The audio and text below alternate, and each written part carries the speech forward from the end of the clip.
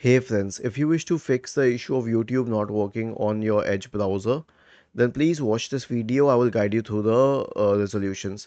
So open Microsoft Edge, click on these three dots at the top right corner, select history, click on the delete symbol, change the time range to all time, click on clear now, and you will be able to clear the cache and cookies. Click on these three dots at the top right corner, select and then you can select extensions. Go to manage extensions, find any troublesome extension here, uncheck it, and if that helps, then remove that extension. You'll have to use the hit and trial method to find the troublesome extension. And if this doesn't help, then go to help and feedback and then click on about Microsoft Edge. Let it update it to the latest version.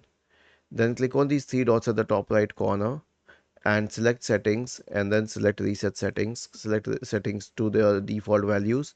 Select reset. Was this helpful? If yes, then please subscribe to the channel.